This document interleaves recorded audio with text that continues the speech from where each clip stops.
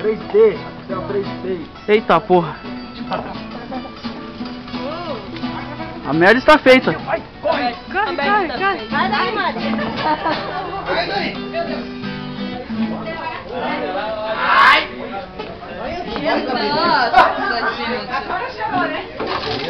Ei, isso não vai prestar. Ai, ai, ai! O osso. Ai, ai, ai! Nossa, primeiro osso. Aqui, ó. Como é que falamos? Meu Deus! Ei, aqui, ó. Bate o sal com o osso, velho. Ó.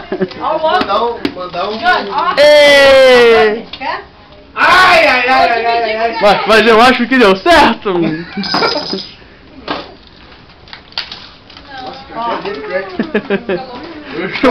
O barulho está comendo. Aqui, ó, como é que é o negócio? Bateu o sal com o osso, velho. Vou pegar um pedaço. Aqui, ó. Olha o osso, mano, tá saindo. Olha a cerveja! Nunca mais você pega um osso assim e sai comendo, velho. Senhora, gente. Olha o osso do bagulho. Nossa, tá horrível. Tá horrível, meu. Vamos cancelar. Galera, vamos embora que acabou. Tá feio. Tô com a mão suja, não dá pra... Eu e o Givan estamos divididos. Estamos dividindo o osso? Nossa, que ossinho mais gostoso. Dá meu filho. Meu caneco. Olha. Tem mais um aqui. Vem, irmão, pegar o troço. Costela desossada, essa costela. Já tem um que tá amarrado no arame, por isso que ele não sai.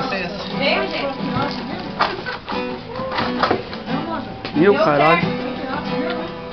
Não, capaz que deu. Olha a situação do também menino. quero um osso. O menino tá... Olha a mão do menino. Com a mão brilhando. Ah, o osso. Eu não experimentei ainda. Espera, isso que tá... Eu e o André estamos de toque. Vamos lá, primeiro corte. Vai, primeiro corte, ele vai lá. Peraí. Primeiro corte. Precisa de uma faca, né? Cadê? Mas cadê a faca? Tem que tirar esse sal aí, cara. Vamos todo mundo comer um pouquinho. O magro tá mentindo. Eita! Cortando com faca de cortar pão! Não tá muito salgado.